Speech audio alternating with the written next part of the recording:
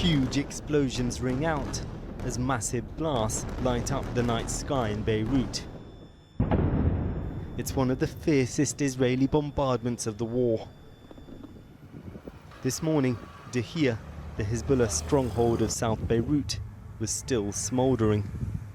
The target reported to be the man tipped as Hezbollah's new leader, Hashim Safieddine, a cousin of his predecessor, Hassan Nasrallah, killed last week. In Tehran, at Friday prayers today, Hezbollah's key supporter, the Iranian supreme leader, spoke in Arabic, sending a message of support to his embattled ally. Double your efforts, strengthen your unity and resist the aggressive enemy and thwart it, he said. As Iran awaits Israel's response to its huge missile attack earlier this week, the regime released new footage of its forces as they prepared to launch the barrage. Many Iranians, though, are now deeply anxious about what comes next. Visiting Beirut, Iran's foreign minister said Iran was not seeking further escalation, as long as Israel doesn't attack the country, which seems unlikely. Israeli soldiers are still in operation in southern Lebanon, saying today they've killed more than 250 Hezbollah fighters since the start of the war. In the skies above the border, Israeli air defense systems in action, intercepting Hezbollah rockets. From our position in southern Lebanon, a view of yet more Israeli airstrikes. And in an empty plot of land, a hurried burial for 2 more victims of the war. 2 men killed close to the border. A more dignified final goodbye in their own village will have to wait until the bloodshed ends. Well, they're clearly expecting to be burying a lot more dead people here. You can see the size of this trench that's been dug to be used as a mass grave. The violence has seen more than 1 million forced from their homes. The route out to Syria, itself a deeply troubled state, today struck by Israel, who alleged Hezbollah was using the crossing to smuggle in weapons. Refugees make their way on foot past the crater that's been left behind. This school in Tyre, southern Lebanon, now one of hundreds of sites across the country housing displaced families. Which things did you bring with you?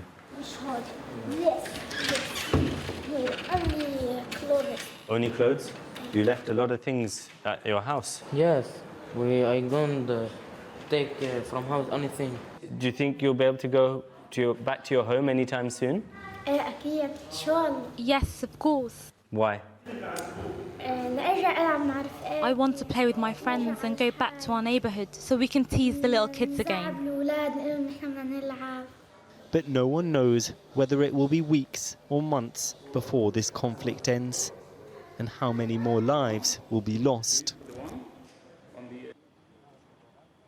Well, the United Nations has said today that most of the shelters here in Lebanon for displaced people are now full, and as a humanitarian crisis accelerates here, several hospitals in southern Lebanon have said today that they're shutting down their services. One of them in Marjayoun received an Israeli strike not far from its entrance, killing no members of staff but several members of a Hezbollah-linked civil defense force, we understand.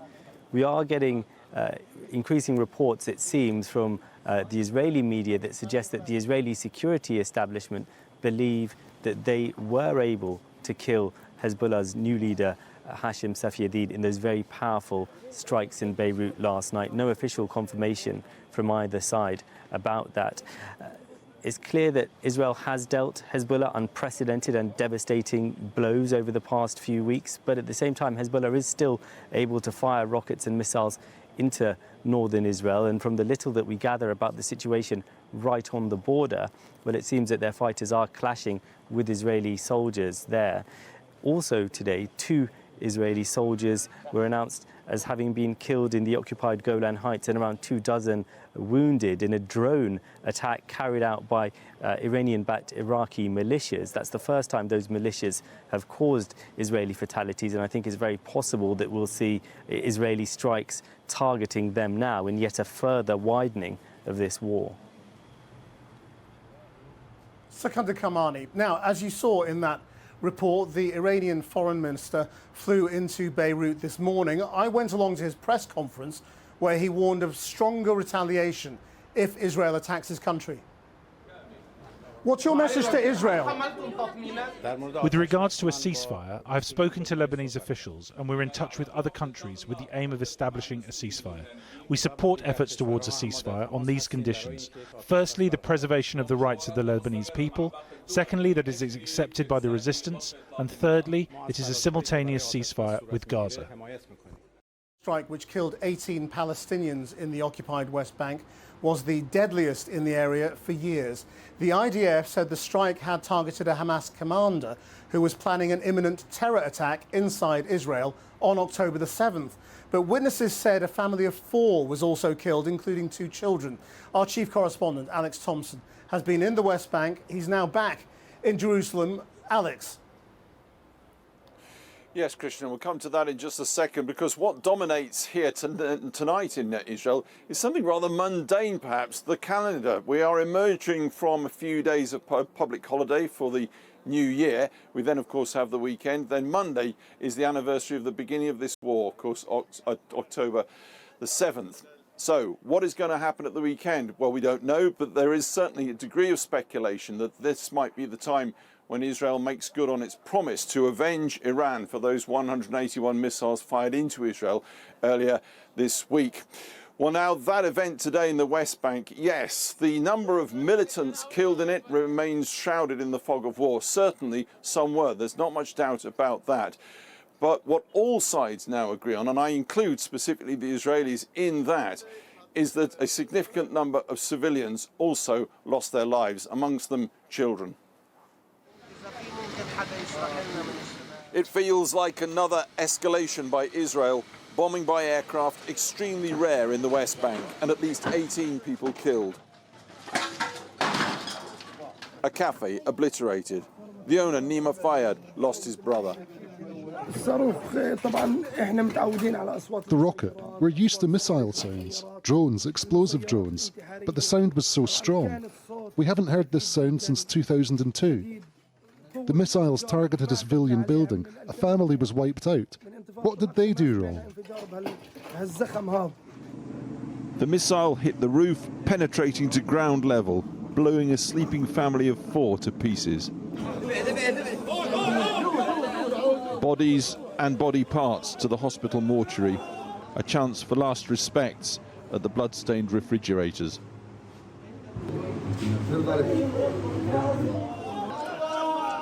The injured to the emergency wards.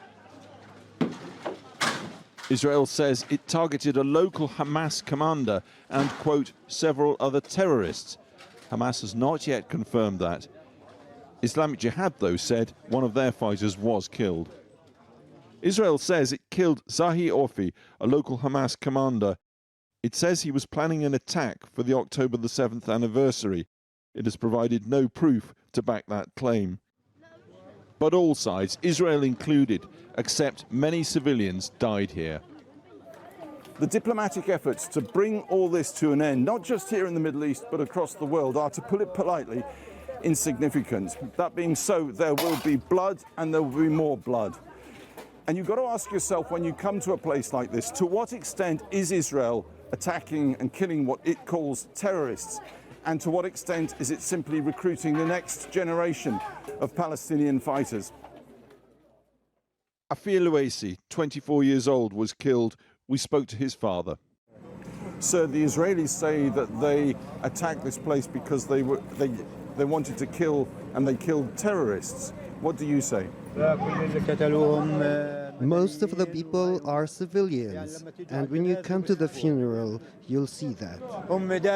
That's the excuse they use always.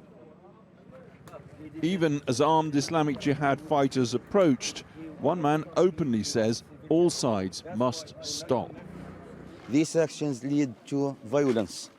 So you say to Israel, stop, but you also say to Hamas, to Hezbollah, stop. All of the parties should stop. All of them should stop. Hamas and Hezbollah, everybody. All of these bodies should stop. At that point, a heavily armed Islamic Jihad fighter politely asked us to leave. We left. Close by, Quranic verses recited as an impromptu street wake.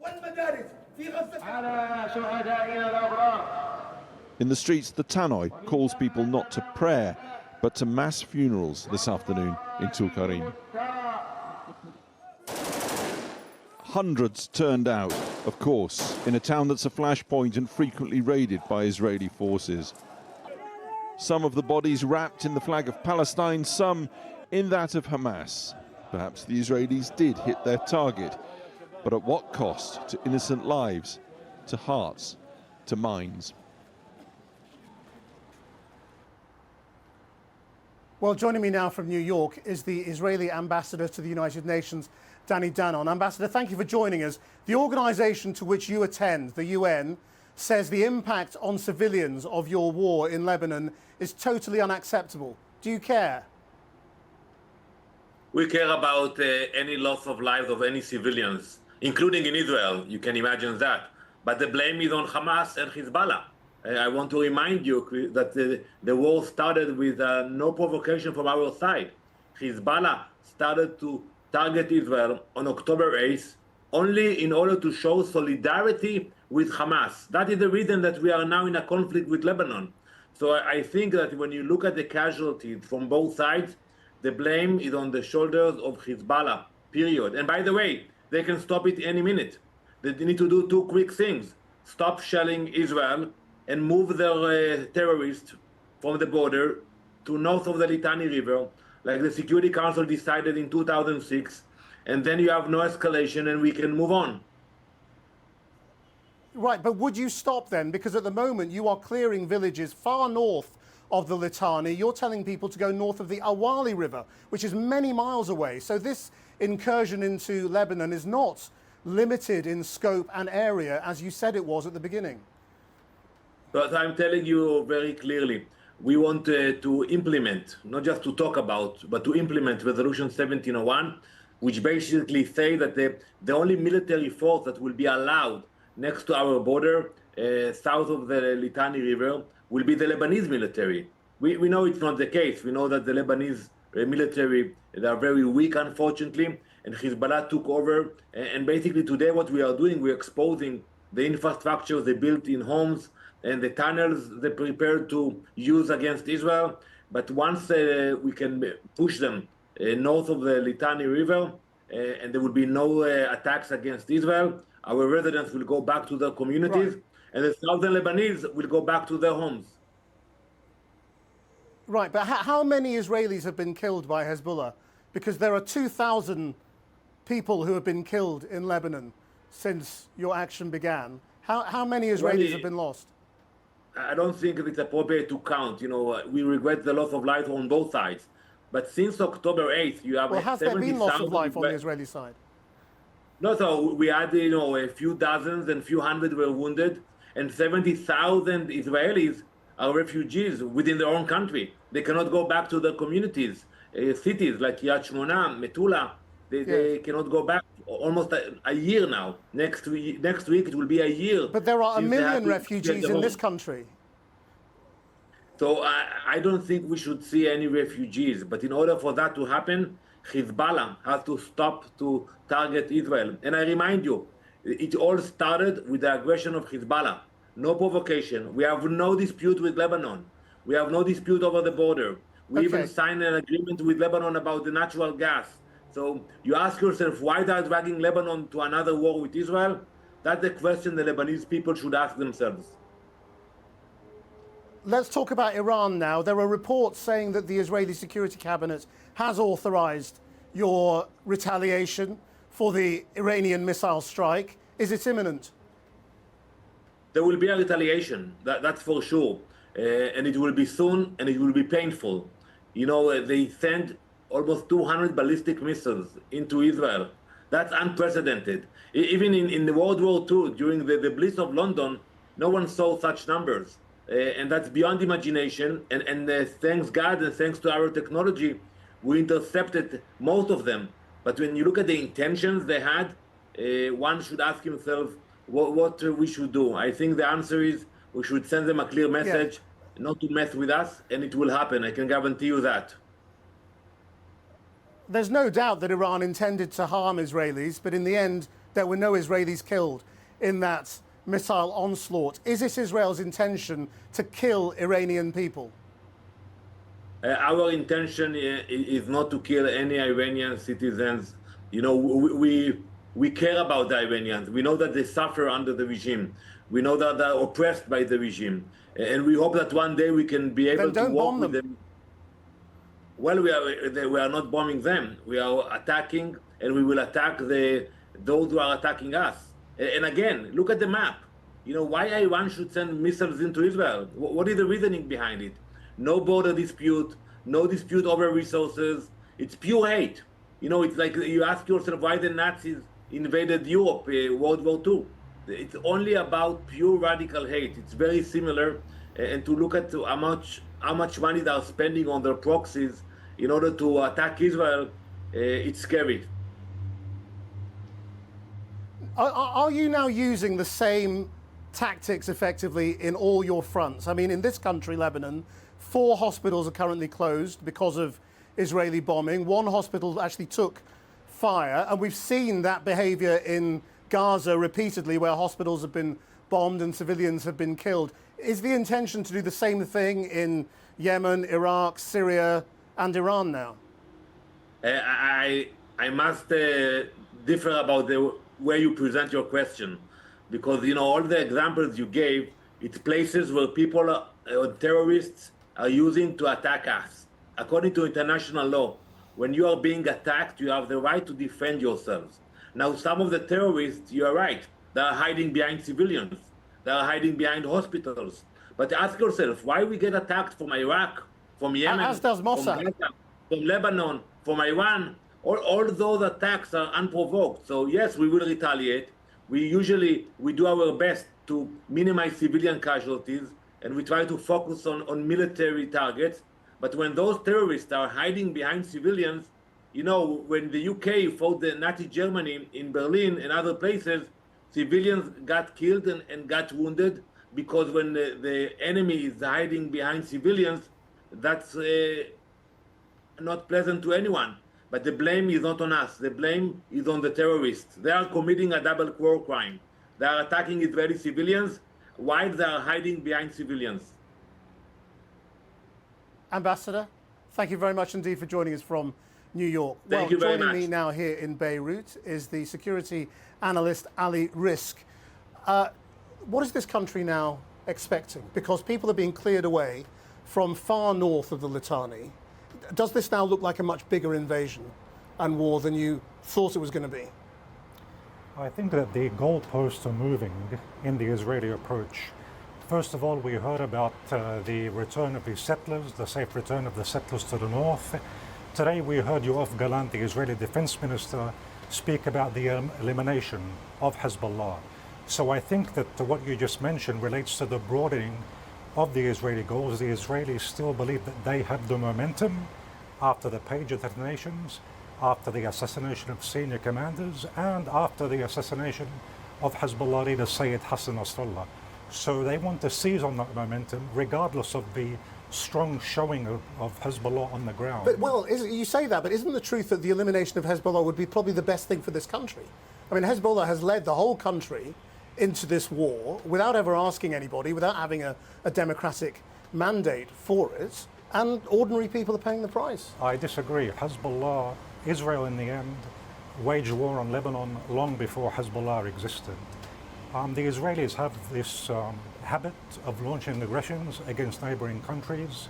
Now, the Lebanese army, unfortunately, isn't allowed to possess those weapons which would match the Israeli side. So what's left is to have a resistance movement like Hezbollah.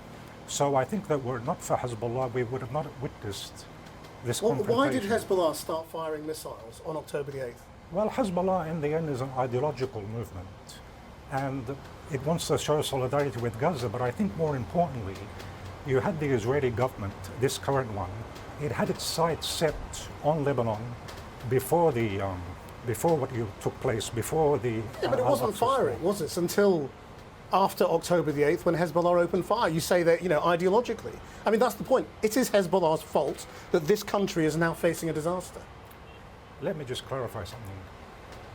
The Israelis had set their sights on Hezbollah, Ben Gvir, Smotrich, before Hezbollah, before Al-Aqsa Storm, before Hamas.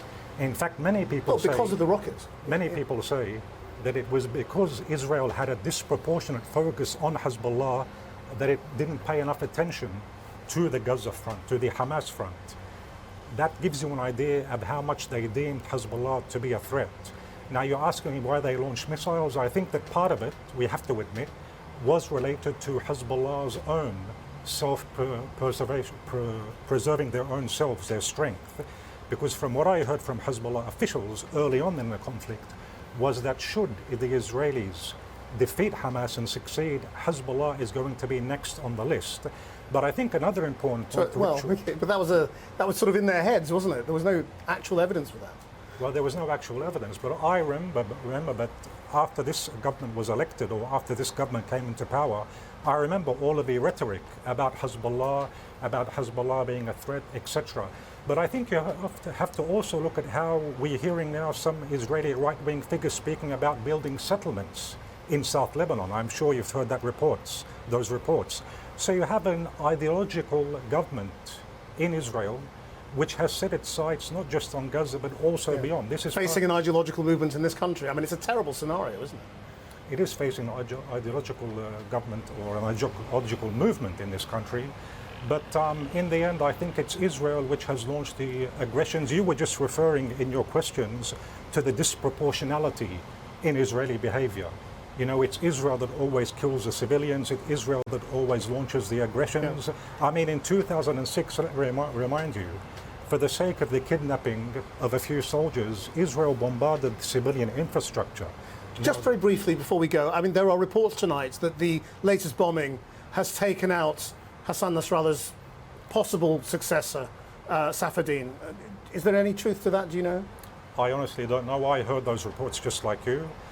If that is the case, this would no doubt be a very, very strong blow to the movement. As you just said, Safiyuddin is the likely successor from what I've heard as well. So it would be a devastating blow, but I don't think we can write Hezbollah off just yet. And if you want any proof of that, look at what's happening on the ground in South Lebanon. A pretty high number of Israeli soldiers have lost their lives as a result of the ground confrontation. So there have been devastating, unprecedented blows dealt to Hezbollah, but I don't think that necessarily means the beginning of the end of the movement. Ali Risk, thank you very much indeed for coming here to join